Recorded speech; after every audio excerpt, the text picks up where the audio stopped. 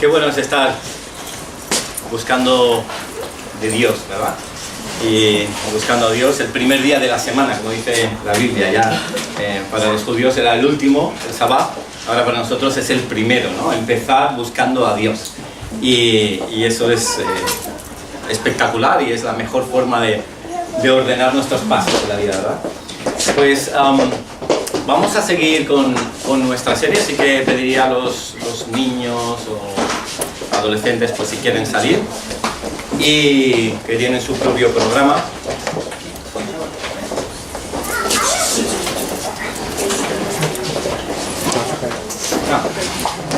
Gracias.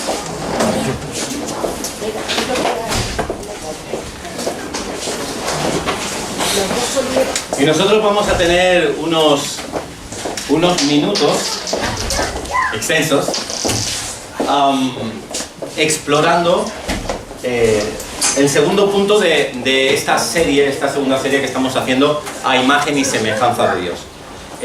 Temas de identidad, el otro día comentábamos que es prácticamente lo más importante. Es por eso que hoy, pues, en algunos sectores laborales, políticos, etcétera, puede haber, incluso relacionales, puede haber ciertos abusos porque uno no conoce cuál es su verdadera identidad. Y el otro día explorábamos diciendo yo sé quién no soy, refiriéndonos pues que a veces llenamos nuestra cabeza de ese vacío, poniendo nuestra confianza en cosas como yo soy lo que tengo, yo soy lo que hago, o yo soy lo que dicen los demás de mí.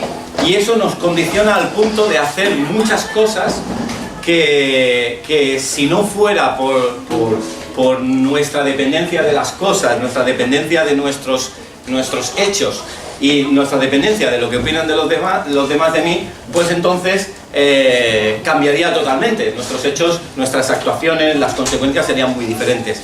Es porque nuestra identidad pues estaría equivocada, y como dice el predicador, vanidad de vanidades, todo es vanidad, y estaríamos sembrando, como diría Jesús, en la tierra, pero solo nos llevaríamos quizás el aplauso de la gente, quizás el reconocimiento, pero esa será toda la recompensa.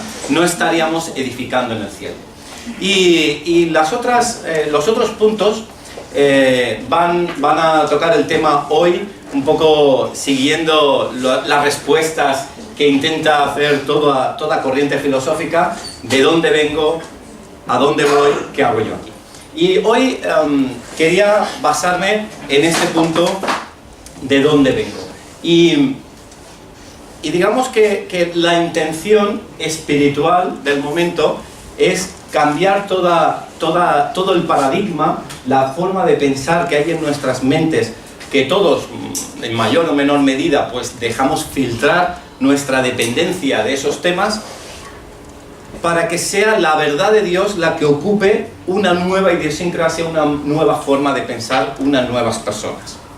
Así voy a orar por ello, porque no sea solo teoría lo que escuchemos, sino que sea palabra de Dios transformadora, porque va a ser, o la invitación es que sea la palabra de Dios la que alcance mayor dominio y control, mayor lugar en nuestras mentes, en nuestros corazones, en nuestras personalidades, para vivir una vida conforme a su propósito, con la identidad bien clara. ¿Sí? ¿Parece? Pues vamos a orar. Gracias, Jesús, porque tenemos todo consuelo y toda verdad en la palabra. Gracias porque tú eres un Dios real que transforma nuestros corazones a ser más como Cristo. Y hoy te invitamos a que rompas estructuras en nuestras mentes y en nuestros corazones, que eso va a provocar cambios en nuestras actuaciones, para que sea tu palabra la que abracemos como una nueva identidad, que reforcemos si ya la tenemos asumida, que la conozcamos mejor, que alcancemos un mayor grado de compromiso con esa identidad que tú nos das, para ser más como tú, en el nombre de Jesús. Amén. Aproximadamente en el siglo IV a.C. hubo un hombre que se acercó mucho al cristianismo. Se acercó tanto que muchos dicen, este señor filósofo hasta casi fue cristiano.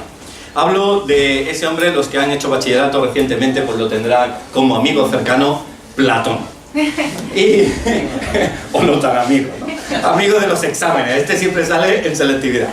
El tema es que Platón inventó lo que se llama el mito de la caverna, o realmente es una alegoría. Él decía que él imaginaba como si las personas estuviéramos mirando contra la pared dentro de una caverna profunda. Imagínate una cueva y las personas mirando sobre la pared, no mirando sobre la salida o hacia la salida de esa caverna donde entra la luz del sol, sino que miraban estas personas hacia la pared de esa caverna, estaban totalmente encadenados, atados. Es solo una alegoría, es una invención de Platón, ¿vale?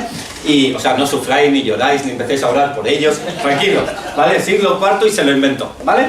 Y entonces dice, están todos atados, encadenados, mirando a la pared, y detrás de estos seres, pues, había una fogata, y se pasaban esculturas por delante de la fogata. Una escultura en forma de jarrón, una escultura en forma de cuchillo, una escultura en forma de vaso.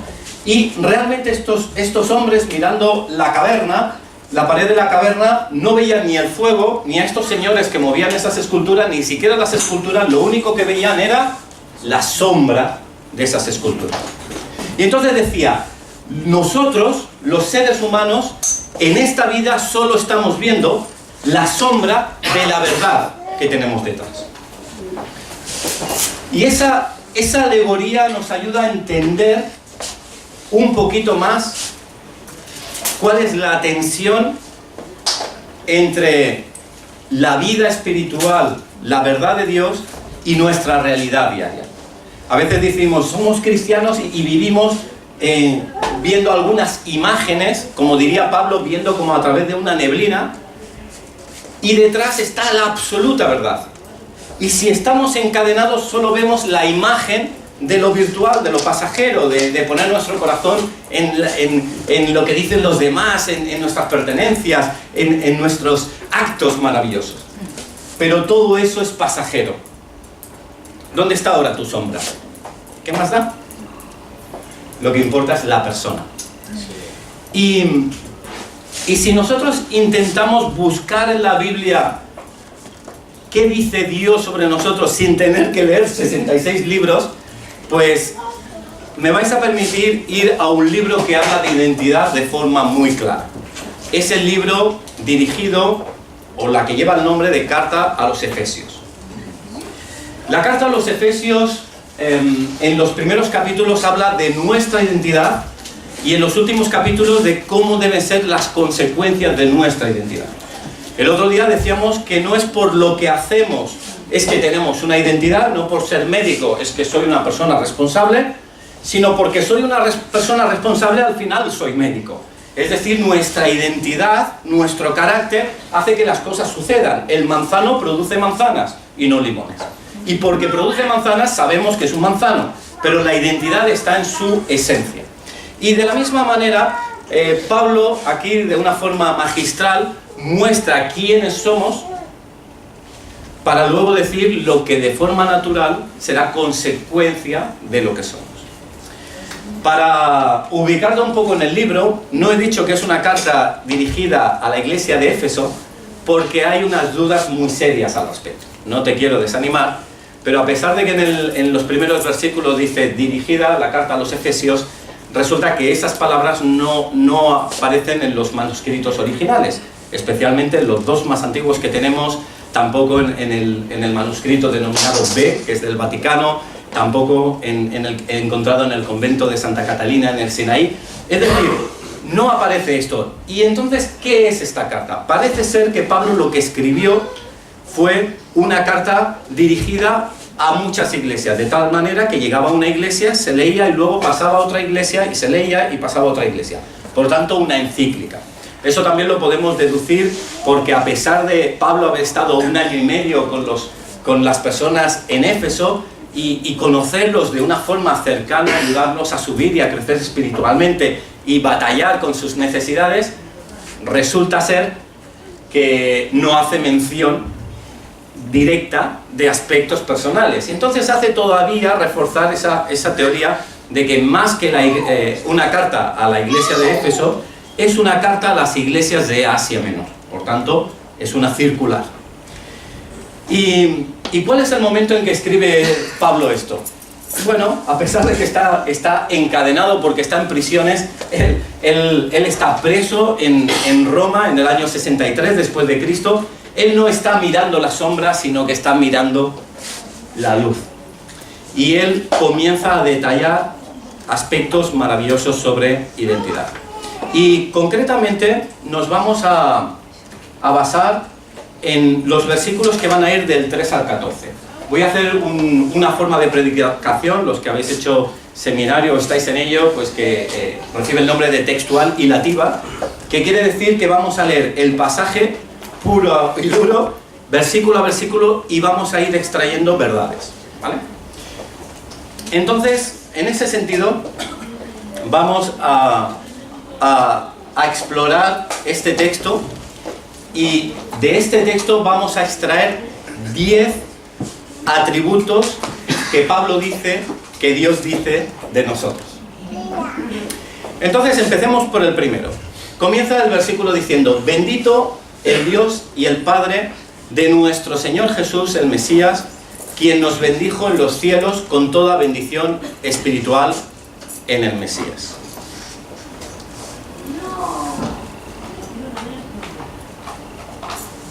Imagínate el comienzo de todo. Sabemos que la Biblia comienza en un momento diciendo: en el principio Dios creó los cielos y la tierra. Pues antes de que empiece la película. Es como si te sientas en el sofá de tu casa y empiezas a ver una película el domingo por la tarde. Pues no, antes, cuando compraste la tele, ¿vale? Antes de poner la película. Porque ahí comienza a hablar de cuando empieza el tiempo y Dios empieza a crear las cosas. Pero hablo de antes, cuando ni siquiera el espacio-tiempo existía, cuando no había ni siquiera ángeles creados, cuando ni siquiera había montañas, ríos y mares. Dios en el cielo. Imagínalo por un momento. Dios en el cielo. ¿Acaso podemos pensar de soledad? No. Dios, Padre, Hijo y Espíritu Santo en una unidad perfecta, en un amor que fluye continuamente, en una comunión maravillosa, en una perfección absoluta, en un derrame de expresión de amor impresionante. Dios es un Dios social. Él fluye su amor. De hecho, hay 3 definiciones de Dios en la Biblia, diciendo: Dios es espíritu, Dios es luz, pero también Dios es amor. No tiene amor, sino es amor. Y en esa vorágine de amor que no depende del tiempo, que digamos que si Dios desde el cielo, desde esa eternidad, porque en verdad eternidad es una palabra que limita mucho, parece que viene del tiempo menos infinitos millones de años a más infinitos millones de años, y parece que sea como el metro que va pasando de estación a estación, y no es así. Dios desde fuera del tiempo ve toda la historia, pero es una mota de polvo dentro de la inmensidad de su existencia. Él preexiste, existe antes del tiempo. Y en esa vorágine de amor tienen una idea. Tienen la idea de crear. Esto es como un matrimonio joven que se ama, se ha casado, ha hecho su compromiso delante de Dios y de los hombres, y a partir de ahí el hombre ama a la esposa al hombre, y no necesitan nada más. ¿Por qué complicarse? Lo tienen todo. Pero deciden tener hijos. Y deciden buscar hijos cuando saben que van a dormir peor, cuando saben que van a dedicar muchas horas, cuando saben que van a tener que ahorrar para la universidad, el máster, el posgrado o el viaje de Erasmus a Estados Unidos, o la Academia de Escenografía y Bellas Artes. Y aún así, la pareja dice: no necesitamos a alguien para darle amor, porque el amor fluye, pero por amor creamos más. Y Dios comienza a soñar, en ese silencio absoluto del universo, comienza a soñar contigo. En esa eternidad preexistente comienza a soñar contigo. Y comienza a producirse en el corazón. Daniel, Esther, Ernie, Vera, Guillermo, Josué, Belkis, Susana. Empieza a soñar en dar amor a ese persona.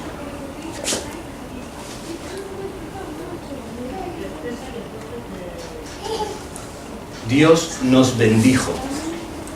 Bendecir significa decir bien de otra persona. Desde el primer momento Dios piensa en ti y piensa directamente.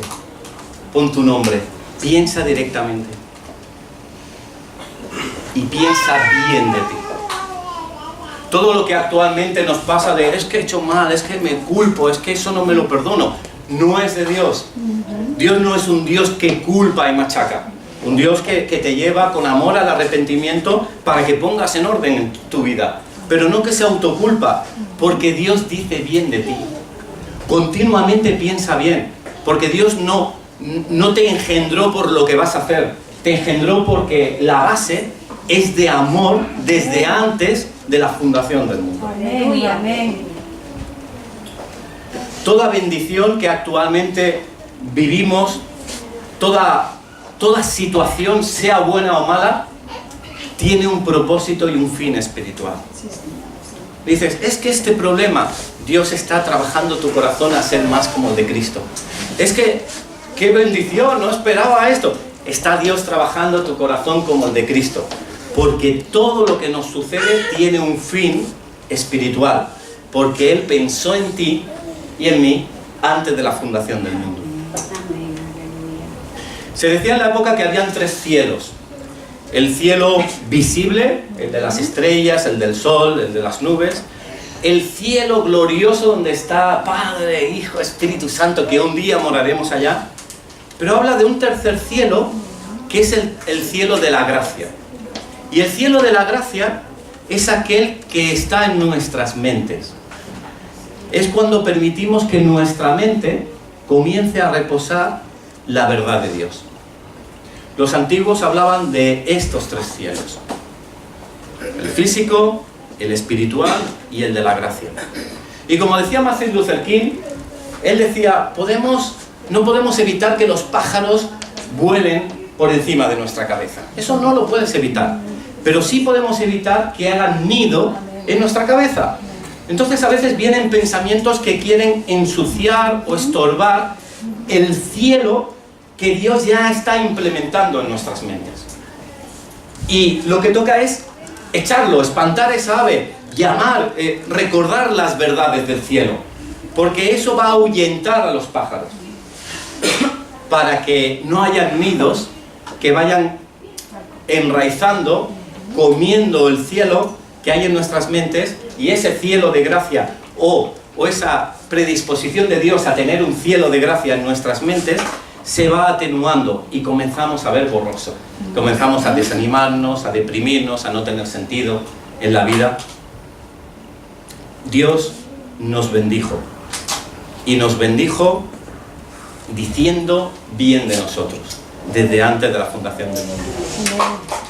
Hay un segundo versículo que dice, según nos escogió en Él antes de la fundación del mundo para que fuéramos santos y sin mancha delante de Él. Entonces empieza a hablar, decir un segundo término, hemos dicho que somos bendecidos, un segundo término es escogidos.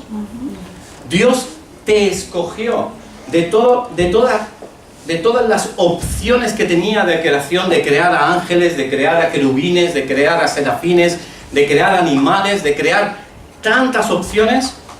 Él te escogió para vivir contigo toda una eternidad. Te escogió. Cuando David, inspirado por el Espíritu Santo, escribe un salmo derramando su corazón delante de él, llegó a decir, mi embrión, es decir, cuando estaba en el seno de mi madre, en el vientre de mi madre, mi embrión vieron tus ojos.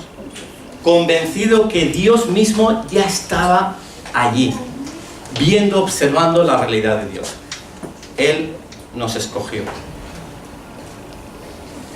Hay un tercer término en este versículo que dice para que fuéramos santos y sin mancha delante de Él. Aquí no está hablando de santificados. Nosotros en esta vida pues vamos mejorando nuestra forma de actuar, vamos intentando dejar áreas que no nos edifican para ajustarnos más a la verdad de Dios y a lo que Dios tiene en su corazón. Pero es una realidad, estamos todos en un proceso de santificación. Pero eso es muy diferente de lo que se denomina santidad. Ser santos no es porque nosotros nos hemos hecho santos. Es porque Él dice que somos santos y nos ha hecho santos. Por tanto, santos del griego significa apartados, nos ha apartado para una nueva naturaleza. Por tanto, no tiene sentido el desánimo o la frustración absoluta cuando hemos hecho algún mal y decir, parece mentira, siendo cristiano he caído en esto, Dios ya está lejos de mí. No. ¿Acaso si eres padre, hay alguna acción que puede hacer el ser humano que restará amor a tu corazón por él? Tu hijo puede hacer algo muy muy malo que digas, vale, a partir de aquí ya no te quiero. No, es un compromiso de amor que no espera en lo que va a hacer. Recuerda esto, no hay ninguna obra, por buena que sea, por maravillosa que sea viniendo de nosotros, que produzca que Dios nos ame más. Pero no hay ninguna obra, por mala que sea, por denigrante, por horrible, hostil que sea, que nos aleje del amor de Dios. Dios nos ama y nos ha apartado para Él. Hay un autor llamado Stevens que dice, el amor de Dios no demanda que yo cambie. El amor de Dios produce el cambio en mí.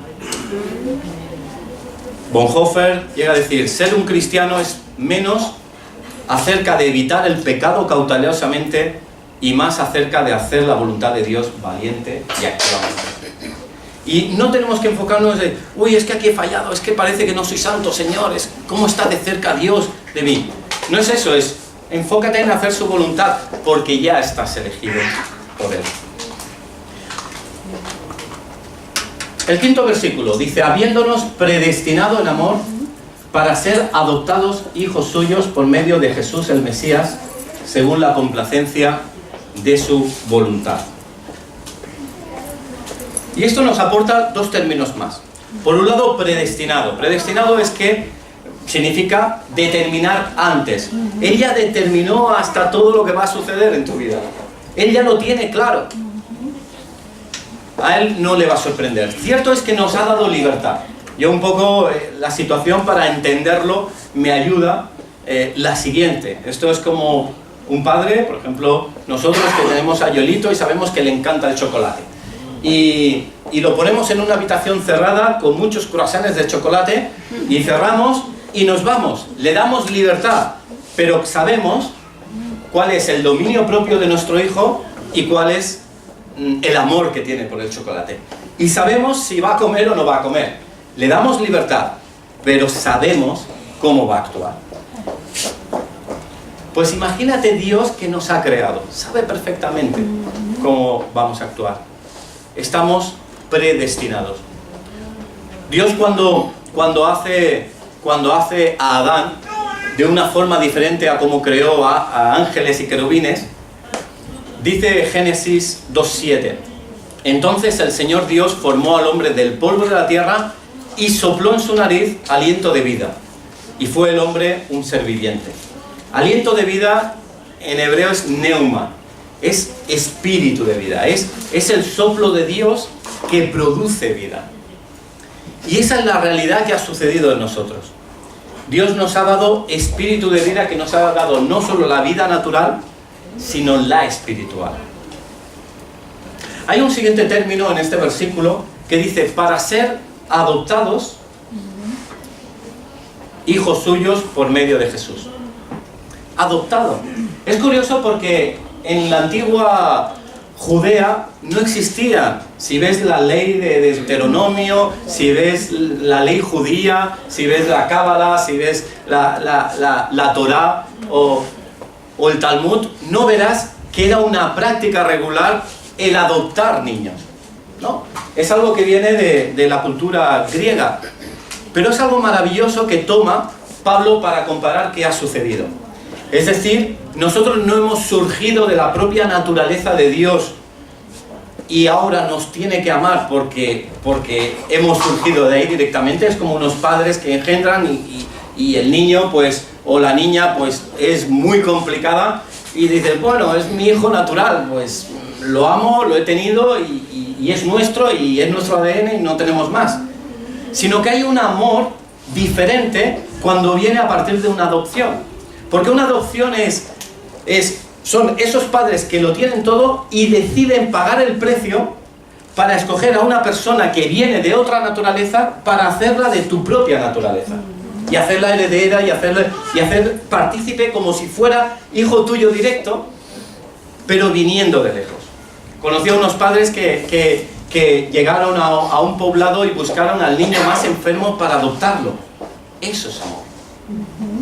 Eso es amor. Porque toma la decisión de escoger y hacer copartícipe en tu familia a alguien que inicialmente no estabas obligado a tomar.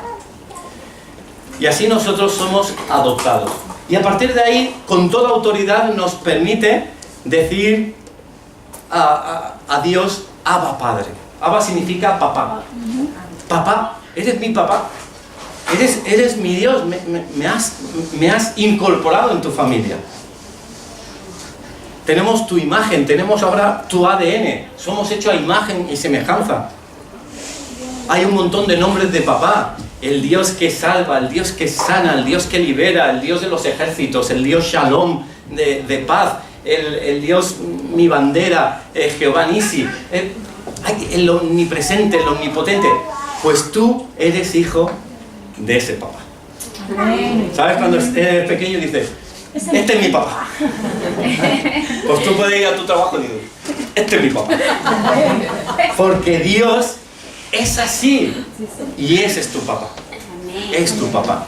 Somos adoptados por Él. El versículo 6 dice, para alabanza de la gloria de su gracia que nos concedió gratuitamente en el amado. Cuando dice que todo esto es por gracia, está hablando de un regalo, un favor no merecido. Entonces no tiene sentido cuando nosotros nos preocupamos porque hemos hecho algo mal. Es que por eso nos vamos a perder el amor de Dios. Porque todo el regalo que viene de Él es inmerecido. Él pagó con su sangre en la cruz para hacernos con Él una misma familia. Él pagó todo. Él no es por nuestras obras que echamos tierra a la cruz del Calvario. Hay un momento en la palabra que llega a decir al apóstol, dice, es que si ahora ya no creéis en la cruz, ¿acaso Jesús tiene que volver a morir por vosotros? Cuando has hecho mucho mal y te has pasado, ¿acaso Jesús tiene que volver a morir por ti para darte la oportunidad de volver a tener una vida plena en Él? No, fue un único sacrificio. Así que esto nos lleva al siguiente versículo que dice, en quien tenemos la redención por su sangre, el perdón de pecados conforme a las riquezas de su gracia. Es decir, somos redimidos, somos rescatados. Redención significa comprar de nuevo. Somos comprados de nuevo. Satanás quiso pagar ahí un precio, pero somos comprados de nuevo por Él. Jesús llegó a trazar todo el camino de la historia del hombre. El hombre nacería, crecería, llegaría un momento que vendría su muerte natural e iría al infierno, al Seol, al Hades. Y Jesús, cuando vino y irrumpió en este mundo, naciendo, creció y murió para ir al Hades, precisamente, para caminar el camino que tú y yo estábamos destinados a caminar. Pero dice la palabra en Hebreos 2:14, dice que Él fue allá hasta el Hades para arrebatar a Satanás el imperio de la muerte. Es decir, como Él murió, ya no es necesario que nosotros muramos. Sí, naturalmente, si el Señor no viene antes, pero no espiritualmente. Y vamos a tener una vida en Él por la eternidad. Porque Él pagó el precio y recorrió todo el camino. No solo hay un sacrificio en la cruz, hay un sacrificio metido en unos pañales.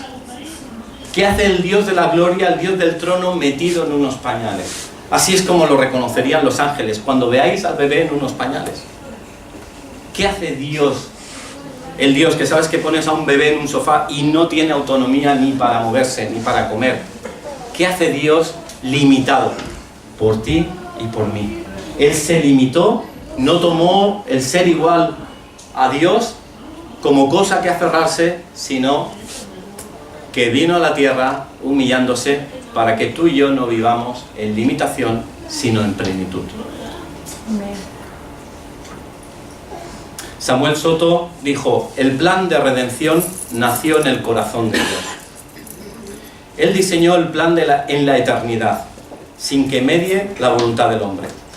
El plan de salvación es la expresión pura y perfecta del amor de Dios para con sus criaturas. Los 3 versículos siguientes van a tomar 2 términos nuevos.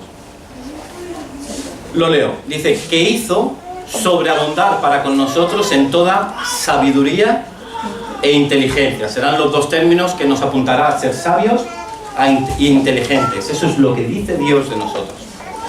Dándonos a conocer el misterio de su voluntad, según su complacencia, que se propuso en sí mismo, en la dispensación del cumplimiento de los tiempos, de reunir todas las cosas en el Mesías, las que están en los cielos y las que están en la tierra. Desde la eternidad, Dios ha destinado llamarte, y cuando el verbo dice algo es llamarte sabio. Y sabio, ya conoces el principio de la sabiduría. ¿Cuál es? El temor a Dios. Ese reconocimiento de Dios. Esa humillación delante de Dios.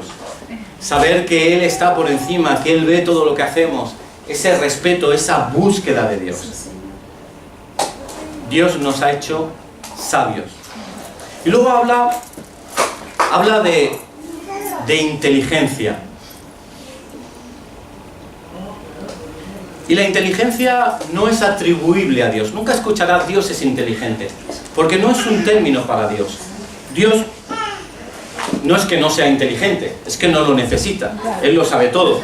La inteligencia simplemente habla de una tendencia hacia la prudencia, de uy, ese camino, voy a tener cuidado. Dios no necesita eso, porque lo conoce todo. No necesita ser prudente. Y nos está hablando de conocimiento, de conocer las veredas para saber cuál elegir o no. Saber cuál es y detectar cuál es el camino ancho que puede llevar a la destrucción y cuál es el estrecho que lleva a la salvación. Ese grado de prudencia que Dios ha puesto en nuestros corazones, de inteligencia, de conocimiento de su verdad.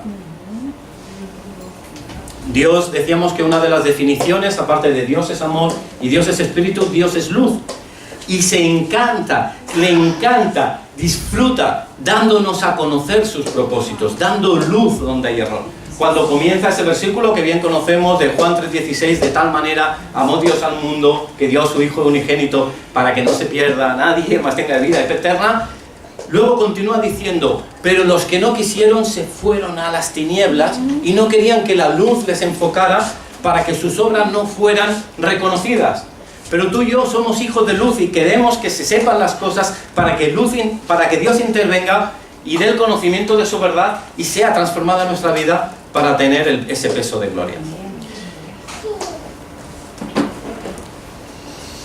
Dios nos hace sabios en cuanto a buscarle e inteligentes, porque nos ayuda a conocer sus planes. ¿Y cuáles son sus planes? Fíjate que en el versículo hemos leído qué propuso Dios en su corazón. Dice, reunir todas las cosas en Cristo. Reunir todas las cosas en el Mesías. Esto es como si tú eres aficionado de hacer puzzles. Yo por una época pues llegué a hacer, creo que uno de 1000 piezas, algo serio. Pero tú imagínate un puzzle de estos de 5000 piezas, unos de verdad de estos. Y resulta que se ha caído una de las piezas y ha caído al suelo. Ese lugar no es el lugar natural de esa pieza. El puzzle está incompleto hasta que no pongamos esa pieza en su lugar. Pues ese es el propósito de Dios. Reunir todas las cosas en Cristo. Tomar la pieza que tú y yo somos para reunirlas conformadas a Cristo. Hubo una experiencia que me hizo llorar un poco, que vais a decir que ñoño, pero lo tengo que decir. Vale, ya podéis decirlo, soy ñoño. Pero cuando Yolito tenía como 4 meses, dormía muchas veces entre papá y mamá, en nuestra cama, en medio. Y yo sentía una vorágine de completitud, no sé, yo tenía ahí a Yolito y lo vivía cerca de nosotros como uno más. Pero me vinieron pensamientos de realidad. Y dije, cuando tenga 18 años, ¿quién se lo mete en la cama a este? Ven para acá, que queremos estar contigo. Y tendrá su rollo por ahí, y sus amigos, y su novieta, y su historia, y su máster, y su no sé qué. De papá, no me rayes. Y yo me ponía triste porque digo, hemos tenido un bebé para que vuele y se vaya. Pero para nosotros es maravilloso tenerlo juntos. Y eso me ayuda más a entender a mi mamá que dice, cuando venís aquí y os veo y os abrazo, y es que estoy ahí completa. Y digo, Jesús da la completitud. La plenitud en Cristo, mamá, relájate. Pero entiendo, porque me ha visto crecer, me ha visto nacer, y soy majo también, ¿no? Y entonces, para ella, o sea, estar cerca es lo normal, es esencia, es ADN, es familia, Y nosotros cuando estábamos en esa vorágine, yo pensaba, ha comenzado desde que salió del vientre de la mamá y lo abrazábamos, ha comenzado una desconexión que cada vez irá más. La cercanía que Alicia tenía con el bebé era tenía una sinergia tan profunda, pero se ha ido separando y va en un proceso de mayor separación de forma natural. Qué pena. Ahora las mamás. Pero como hoy no es el día de la madre, no abundaré en ese sentimiento. Porque dice que así los hombres y mujeres pues dejen a su papá y su mamá y los liberaremos. Pero ¿qué hace Jesús con nosotros? Nos ha tenido como hijos y el deseo de su corazón es un día que estemos en la vorágine de su amor, donde estaba la eternidad, Padre, Hijo y Espíritu, amándose de una forma profunda y tú ahí en medio alucinando y disfrutando de la llama de amor profunda. Ese es el lugar normal. Entonces cuando nosotros vamos y tenemos que elegir entre decir una verdad o decir una mentira, la mentira de alguna manera nos aleja de esa realidad del cielo. Y la verdad nos acerca a esa realidad del cielo. Dios es igual, está igual de cerca. Pero nosotros es como acercar esa pieza de puzzle un poquito más a esa realidad. ¿Qué tal si te reto a vivir el cielo en esta tierra? ¿Qué tal si te digo, ¿por qué no empezamos desde hoy a vivir como si ya estuviéramos en el cielo? No, perdona, vivo en el cielo, ¿no? La mentira no la entiendo, no cabe en mi lenguaje. No hay palabras que no edifiquen. Yo no hablo mal de otras personas y... No, en el cielo no se hablará mal de mí. No entra en mi lenguaje. Abusos con la comida, abusos con cualquier cosa que va contra nuestro cuerpo, el templo del Espíritu Santo. No va conmigo porque yo, ¿sabes? Dios dijo que yo voy a tener un cuerpo glorificado y ya me lo estoy cuidando, como apuntando a ese nuevo cuerpo que Dios me va a dar. ¡Qué bueno! ¡Qué bueno! ¿Cómo cambiará nuestra vida? Y os reto desde hoy, desde el día de hoy, desde este momento. ¿Qué tal? ¿Qué tal si comenzamos a vivir en el cielo? Porque es poniendo la pieza de puzzle en su mapa completo. Dios tiene un propósito: reunir todas las cosas en Cristo. Y tú, que eres una pieza que ahora no está en el mapa global, sí en la mente de Cristo, sí en la portada de la caja, que ves la foto ahí bonita, ese es el modelo de Dios, pues el proceso está ahí para poner la pieza y llegará a su plan. Pues mira cómo de inteligentes nos ha hecho Dios, que nos ha explicado estas cosas. No es un Dios que dice, bueno, a veces me enfado y te lanzo un rayo, a veces estoy contento y hago que salga el sol para que vayas a la playa. No es un Dios. Si tú ves la mitología de cualquier cultura, vas a ver que son dioses caprichosos, aparte de inexistentes. Y pequeño detalle.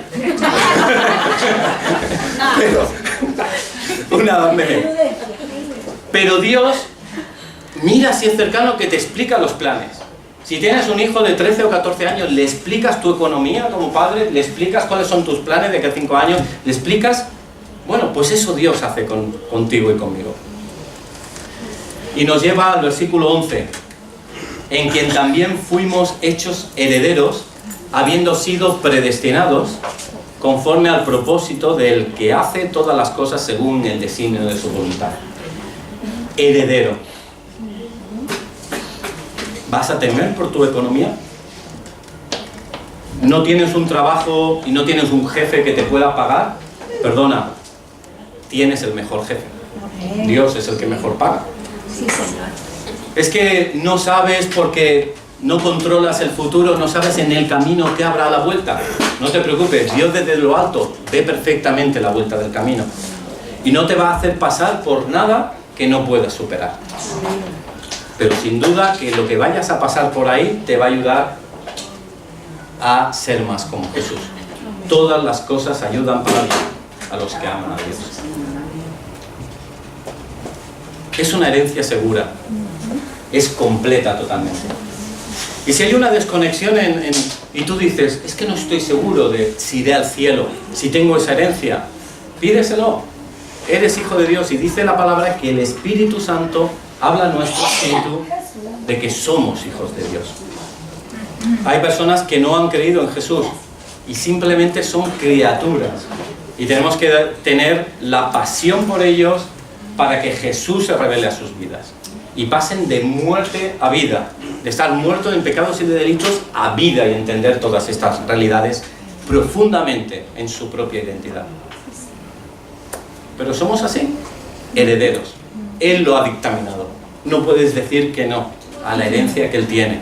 De casas, moradas gloriosas en el cielo. Hablaremos en la siguiente, la semana que viene, de hacia dónde vamos y hablaremos de ese cielo que nos espera.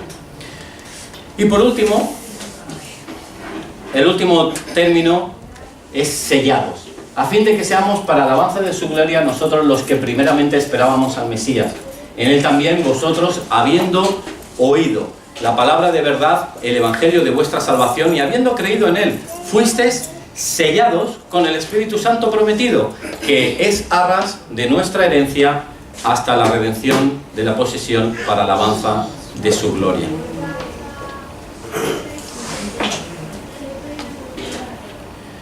En el momento que creemos en Jesús, pasamos a ser templo del Espíritu Santo. El Espíritu Santo viene a vivir en nuestro corazón. Amén.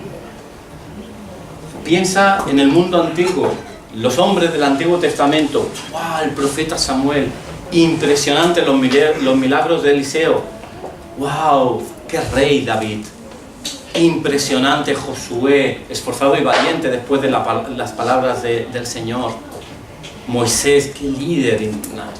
Pues sabes, todos tenían la presencia de Dios cercana, por algunos momentos más, por algunos momentos menos. A veces incluso como si descendiera ungido, descendiera por encima la presencia de Dios. Pero sabes, ninguno de ellos pudo tener a Dios dentro de su corazón. Mira qué privilegio.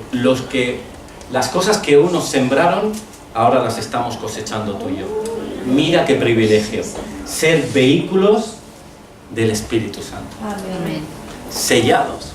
Una marca que recuerda esos salvoconductos que nos van a llevar al cielo.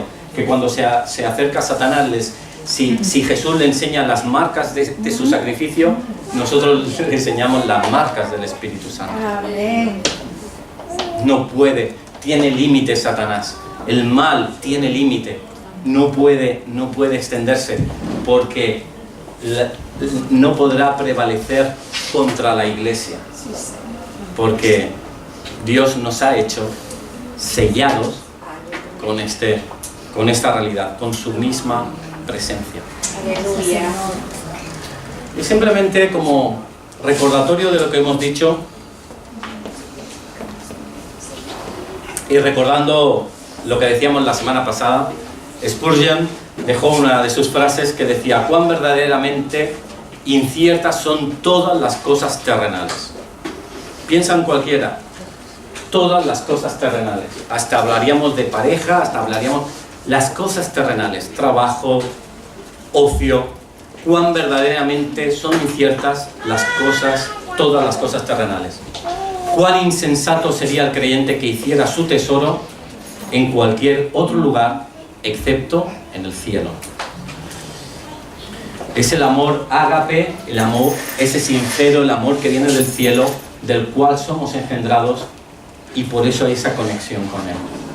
Entonces, bueno, de alguna manera somos como ese puzzle caído lejos del cielo, como ese Etel extraterrestre, ¿no?, que había caído del cielo y tenía que volver a su casa, pues de una forma mucho más profunda y con unas dimensiones que no podemos ni imaginar, pero nuestra mirada es hacia el cielo. Seguramente que ha sido por el puente del Mare Magnum, y habrás visto unas esculturas en el agua que están mirando hacia el cielo. No miren la leyenda, porque el autor no sabía lo que estaba haciendo. Hombre que mira la estrella, vale, jefe, ¿no? Pero yo siempre que lo veo y digo, ese soy yo. O sea, caminando sobre el mar incierto de este mundo. A veces te hundes un poco, a veces flotas, a veces nadas, a veces te salpican, pero con la mirada hacia el cielo. Porque yo no pertenezco a este mar, yo pertenezco allá arriba. Y Dios nos ha dicho estas cosas, y si el verbo de Dios dice estas cosas, las creemos. Y puedes repetir conmigo, así parecemos un grupo raro. No digo una secta extraña porque se está saliendo por la web y esto, y no somos secta extraña, no te asustes. Pero sí vamos a decir: soy bendecido. Soy bendecido. Soy escogido. Soy escogida. Soy santo. Soy santo. Soy predestinado. Soy predestinada. Estoy adoptado. Estoy adoptada. Soy sellado. Soy sellada. Soy heredero. Soy heredera. Soy inteligente. Soy inteligente. Soy sabio. Soy sabio. Y estoy redimido. Y estoy redimida. Amén. Amén. Esta es la verdad de Cristo y este es quien tú eres. Este es el espejo que muestra tu verdadera imagen y alma. Amén. Aleluya. Vamos a tener un tiempo de alabanza. Y